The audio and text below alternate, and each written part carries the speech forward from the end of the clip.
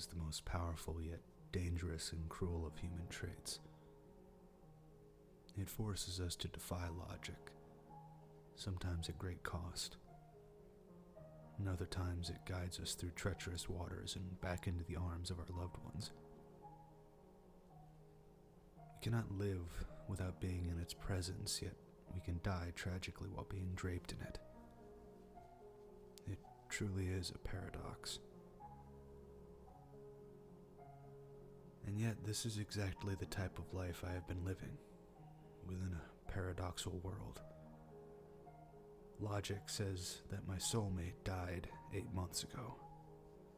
Logic says that my unborn daughter also perished in an accident on that rainy evening.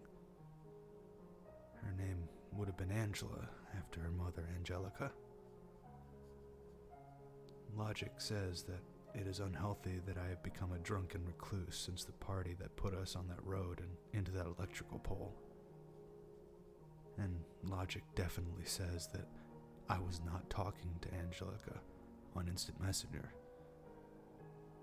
Hope forced me to defy logic. 3 weeks after their funeral, I was finally released from the hospital. I do not know why I escaped death that evening. Truth be told, I have a major beef with that son of a bitch. I've often fantasized and practiced drawing that meeting sooner than it might expect, but my computer keeps drawing me back down from the roped drafters. It's also the reason why I don't leave and why I no longer talk to anyone on the outside. I don't know what's going to kill me first. My clutter and filthy apartment, or the noose that beckons me. I don't really care either way. Even after making sure all of my electrical devices were turned off, and even after investigating all the ways she could have logged in and stayed logged in, her face still sits there, welcoming me. Everything about the situation paralyzed me. When I looked at her screen name and her picture icon in Messenger, I was always left dumbstruck. Every time I saw her face, I got the same sensations and emotions. That I was falling, that I was being haunted and tortured. And that I was always left hopeful and optimistic that I may stay connected with her, even after death. And every time I sent her a message, I sat there praying that she would answer back. I'd tell her about how much I missed her, about how horrible life had become without her, about how we missed our daughter's birthday and how I constantly fantasize about her crawling or even the sound of her cries, or how I was sure she would have had the same smile as her.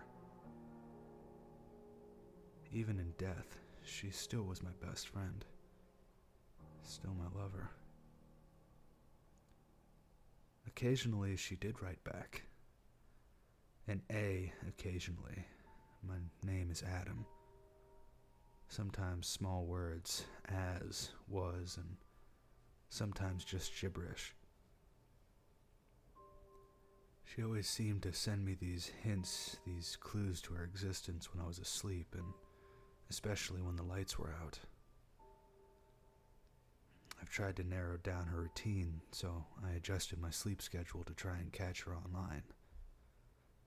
It was so difficult at times because she could go days without saying anything.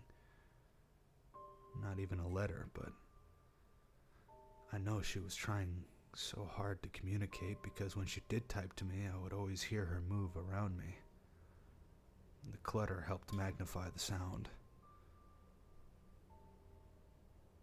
The sounds changed often. Sometimes it was something rustling nearby. And other times I think I could hear the echo of the keyboard clicks. Most of the time it was just light humming of rhythmic vibrations. It had to be her soul I was hearing. Oh, the sounds. I could tell she was always so close to me, trapped, unable to embrace me as she knew how much I yearned for her touch, how much I needed to feel her again. It got to a point where I would just pour my soul into that chat box for days on end, barely sleeping, always hoping that perhaps my words would will her back into my arms. As the months passed and the trash around me grew, the louder her sounds rang to me. Then one night, a rainy night much like the one I lost her in,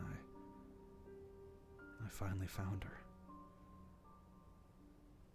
I hadn't slept in 2 days when I went on a drunken writing session with her on IM.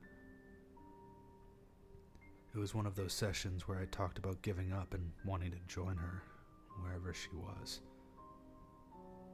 I felt such a real connection with her in that moment.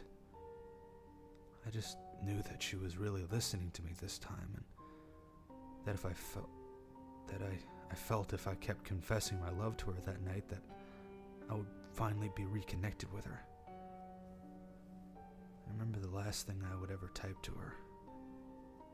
Angelica, I need you so badly. I need to be with you right now. Please, Angelica, I beg you, please come to me. And that's when the power went out. It had been the first time in 8 months that I had lost contact with her. Soul-crushing panic quickly set in as the thought of never being able to speak to her again began to suffocate me. I stood up quickly as though standing would get me high enough to reach the oxygen that seemed to have been sucked out of the room. That was when I heard her, louder than ever, in the pitch darkness of the wasteland that had become our apartment. I could hear her moving swiftly through the apartment. It was as though she was everywhere, in the closet, under my bed, in the kitchen, everywhere. I'd never been so overjoyed in my life, with expectation to her telling me we were finally pregnant after 4 years of trying.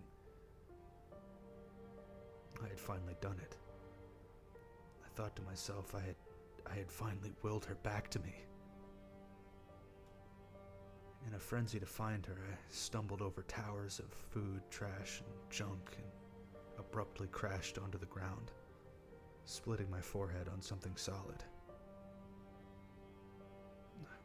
God, how I relished at the sound of her conjuring near me when I fell. It was almost as if she was trying to catch me based on the sound of the swiftness in her movement. As I laid there on my belly, I started to push myself up when the lights suddenly clicked back on. There she was, lying under our bed, wrapped and trapped in black cords, leaning up against the shoebox of her favorite work heels. She was there all along, and I didn't even think to look. As I moved toward her, I saw the rats scramble to get away from my footsteps. Climbing over her to safety, I picked her up.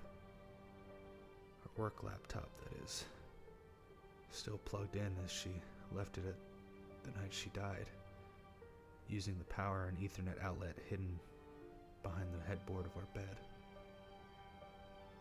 Apparently, her employer forgot to ask for their equipment back after her death. I've been so angry for being so stupid, yet so thankful for the 8 months that I thought I had spent with my beloved Angelica. And yet still so lost with the dread that it all was a delusion. Logic says they are both dead, and forever will be due to my indulgence that night. Hope, the most dangerous and cruel of human traits, defies logic at great cost. This has been my paradox. This has been my hell. Most deservedly so.